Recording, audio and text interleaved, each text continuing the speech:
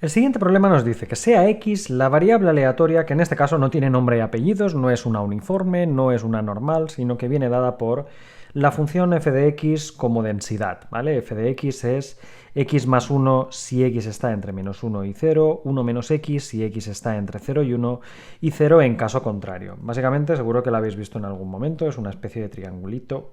Vamos a pintar aquí los ejes. Esto, pues básicamente, de entre menos 1 y 0 haría un triángulo para arriba, luego haría el triángulo para abajo, así que básicamente esta sería nuestra función de densidad, ¿eh? Esto es menos 1, esto es 0 y esto es 1, esto es la recta x más 1 y esto sería la recta 1 menos x, ¿vale?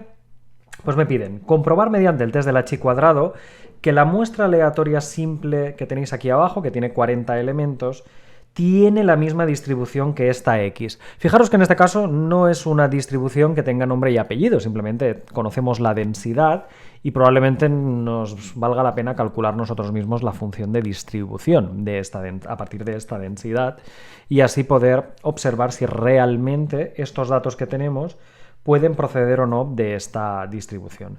No siempre vais a poder utilizar la uniforme o la normal o la chi cuadrado para utilizar funciones ya construidas en R, ¿no? Para hacer un pchisc o un pnorm o alguno de estos para poder calcular la probabilidad, sino que a veces tendréis que ir directamente a calcularla a mano o implementar una función que os lo haga. Pues bueno, lo primero que habría que hacer es juntar toda esta información en clases. En principio, tal cual lo tenemos, no sabríamos muy bien cómo juntarlos, ¿eh? Sí que vemos que el dominio de la variable aleatoria es entre menos 1 y 1, pero no sabemos si juntarlos de 0,5 en 0,5 o de 0,25 en 0,25. Habría que establecer la amplitud del intervalo. Yo en este caso lo que voy a hacer es hacerlo de 0,25 en 0,25, pero me voy a tener que fijar en un momento dado si somos capaces de que todos los intervalos estén igualmente representados, porque aquí uno ya puede ver que cercano a menos 1 o a 1, pues la probabilidad de caer aquí dentro es bastante más pequeña que la de caer más cercana al 0 o en torno al 0. Entonces, lo primero que vamos a hacer es dividir esto en 8 clases, ¿vale? La clase que va a ir del... ya lo voy a hacer aquí para que lo tenga medianamente hecho.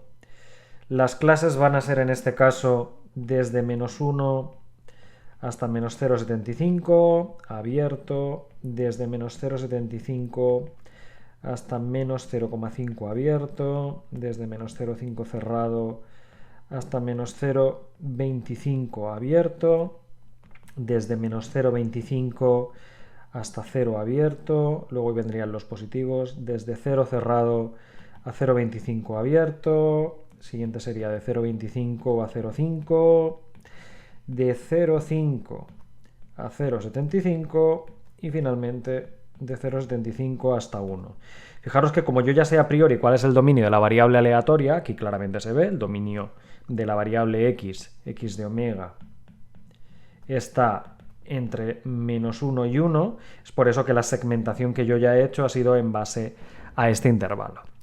Ahora habría que contar, pues de estas observaciones que tengo aquí, cuántas caen en cada uno de las subdivisiones. Yo ya lo tengo hecho para evitaros teneros aquí contando con rayitas y demás, pero sería un buen momento para que pausarais el vídeo, lo contarais y vierais que sois capaces de distribuirlos todos en cada uno de las 8 clases. Entonces, las frecuencias empíricas, las observadas, serían 2 en el primer intervalo, 4, 3, 12, 6, 7, 4 y 2, si no me he equivocado, siendo el total de todas ellas, si las sumáis, n igual a 40, ¿vale? Entonces, ahora el siguiente paso sería calcular la probabilidad teórica. Para la probabilidad teórica, pues habría que calcular cuál es la probabilidad de que mi variable aleatoria x esté entre a y b, para lo cual ya sabéis que la forma que he utilizado hasta el momento es usar la función de distribución de la variable aleatoria evaluado en el extremo superior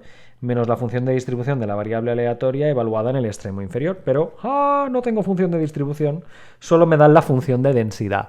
Así que primero me toca hacer un ejercicio de probabilidad y de variables aleatorias, no es un ejercicio de estadística, que es el de sacar la función de distribución.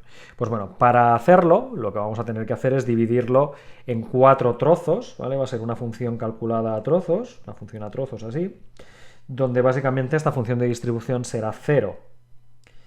Si la x es más pequeño que el primer trozo, que el menos 1, luego a continuación, entre menos 1, si x está entre menos 1 y 0, habría que hacer la integral entre menos 1 y x del trocito t más 1 diferencial de t, que sería el primer trozo, el del trocito que va para arriba. En este caso sería integrar este trocito, se supone que la x estaría por aquí, entonces hay que integrar esta área que os estoy marcando de color rojo. Entonces aquí, ¿qué sería esto? Pues bueno, habría que hacer esta integral, la integral de t más 1 es t más 1 al cuadrado partido por 2, evaluado en este caso entre menos 1 y x, y si lo evaluáis con la regla de Barrow, primero extremo superior, luego extremo inferior, en el extremo inferior es 0, y en el otro sería x más 1 cuadrado partido por 2 si menos 1 es menor o igual que x, menor estricto que 0. El siguiente trozo sería tener que integrar cuando la x está entre 0 y 1, que es cuando esta cosa va para abajo, donde claramente habrá que integrar el primer cacho que va para arriba más luego todo el cacho que va para abajo. El trocito que va para arriba podemos hacer medianamente trampa, porque debido a la simetría yo ya sé que es la mitad de la distribución. Entonces esta cosa que vemos aquí ya sabemos que tiene que dar un medio. De todas formas, como ya hemos hecho la integral en general en el caso anterior, uno ya ve que tendría que ser pues x más 1 al cuadrado partido por 2 evaluado entre el extremo inferior, que es menos 1, y el superior, que es 0. Como os digo, al evaluarlo esto tiene que dar un medio. Más el otro trozo, que sería integrar desde 0 hasta x el trocito que va para abajo, que en este caso, recordad, era la función 1 menos t diferencial de t. Entonces, al hacer Barrow del primer cacho, daría un medio. Al hacerlo del segundo, ya lo podéis hacer casi directamente, sería 1 menos t al cuadrado partido por 2 entre 0 y x, y al hacerlo y simplificar toda la expresión, daría menos x cuadrado partido por 2 más x más un medio si la x estuviera entre 0 y menor que 1. Y evidentemente, como en 1 ya hemos recorrido todo el área bajo la curva, la función de distribución daría 1 si la x fuera mayor o igual que 1. ¿Vale? Pues esta sería básicamente la función de distribución, y a partir de aquí lo único que tenemos que hacer es ir evaluando en cada uno de los 8 trocitos que tengo por aquí. ¿Vale? Entonces el primer trozo, por ejemplo, sería función de distribución en menos 0,75 menos función de distribución en menos 1. En menos 0,75 habría que evaluar menos 0,75 más 1 al cuadrado partido por 2, y justamente en menos 1 da 0, ¿vale? Por tanto, esta sería fácil. A partir de aquí siempre hay que tener en cuenta que podría ser que el extremo superior barra inferior caiga en un trozo o en otro respectivamente. Es por eso que normalmente cuando se trata de esto, lo más normal es que preparemos una función a trozos con R o con Python para no tenerla que evaluar a mano 8 veces, porque al final estaremos aquí bastante tiempo, ¿de acuerdo? Yo en este caso, y debido a la simetría, ya la tengo calculada previamente, y es que el primer y el último trozo serían 0, 0, 31, 25, ya os digo que es por simetría, ¿eh? En este caso es porque la distribución es simétrica, y tal cual he elegido los trozos, yo ya sé cómo van a quedar. El siguiente sería 0,09375, que sería básicamente evaluar la función de distribución que acabamos de calcular en menos 0,5 y luego restarle la función de distribución evaluada en menos 0,75. Y el último, por la cola, bueno, el penúltimo, también daría lo mismo. El siguiente daría 0,15,625, y aquí lo mismo, 0,15,625. Y los dos del medio serían los más probables, con un total de 0,21,875 por aquí y 0,21,875 por allá. Pues estas serían las 8 probabilidades teóricas, como os digo, extraídas usando la fórmula del intervalo o de función de distribución evaluada en el extremo superior menos función de distribución evaluada en el extremo inferior, teniendo en cuenta que para eso hemos calculado la formulita de la función de distribución en función de si es más pequeña que menos 1, si está entre menos 1 y 0, entre 0 y 1 o superior a 1 respectivamente. ¿Vale? Esas serían las probabilidades teóricas. A partir de las probabilidades teóricas faltarían saber cuáles son las frecuencias teóricas. Para ello habría que multiplicar por n, ¿vale? Que es 40, la probabilidad teórica, y así obtener la distribución teórica. ¿vale? O la distribución teórica en este caso, o las frecuencias teóricas.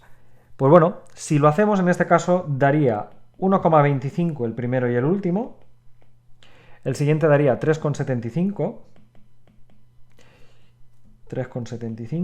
el siguiente sería 6,25 y 6,25 por allá, por simetría, de nuevo, y 8,75.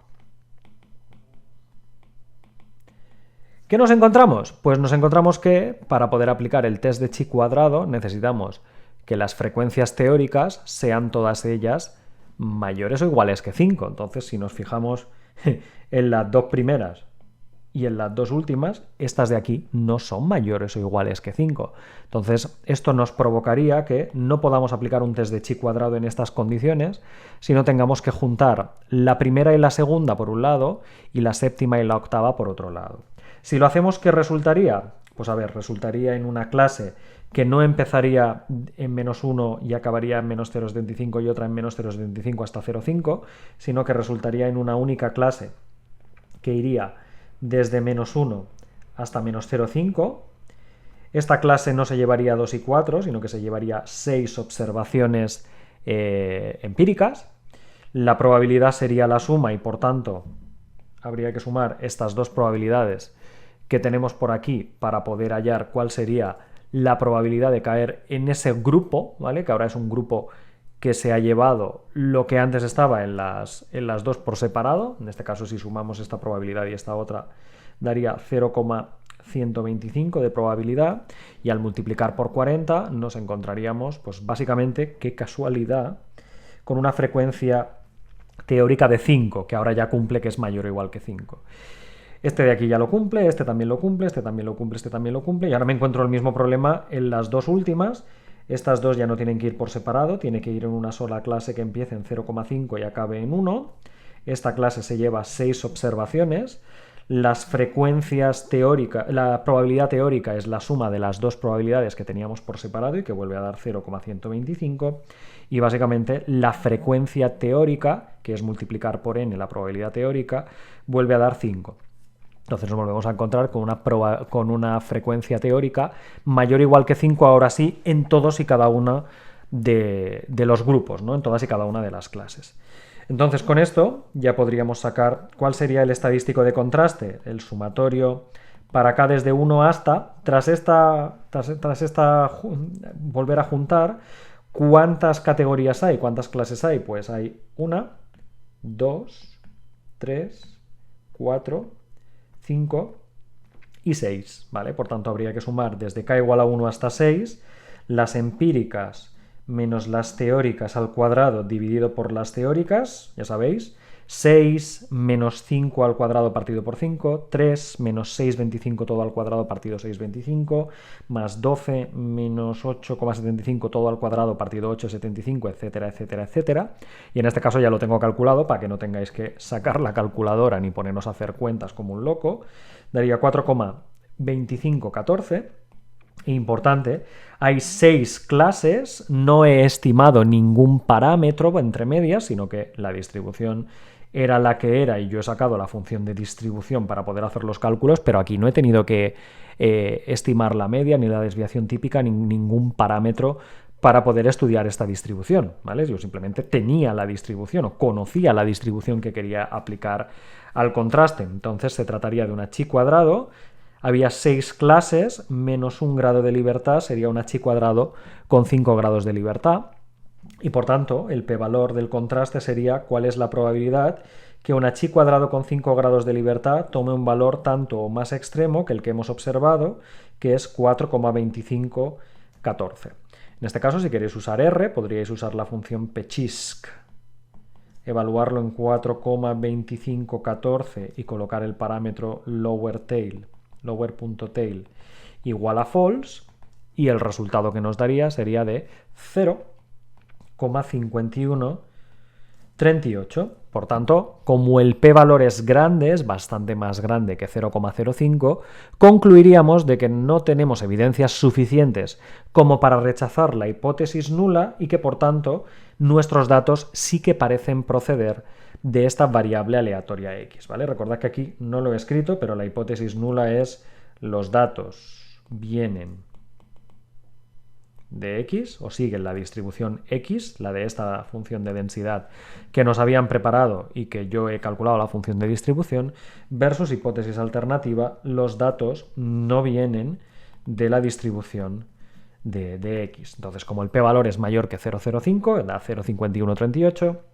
concluimos que no existen evidencias suficientes como para rechazar la hipótesis nula de que estos datos no provengan de una variable aleatoria x con esta función de densidad. Entonces podéis ver que no siempre vais a tener que utilizar una distribución conocida, una normal, una uniforme, una chi cuadrado, sino que conociendo la función de densidad podréis sacar la función de distribución, como he hecho aquí en esta clase, recordando los ejercicios de más de probabilidad o más de variables aleatorias, y que a partir de ellos podréis sacar esas probabilidades teóricas a partir de las cuales luego podréis inferir las frecuencias teóricas, y si se da el caso, para poder aplicar el test de chi cuadrado, necesitáis juntar o 2 o 3 o el número de clases necesarias para garantizar que todas ellas tienen una frecuencia teórica superior o igual a 5.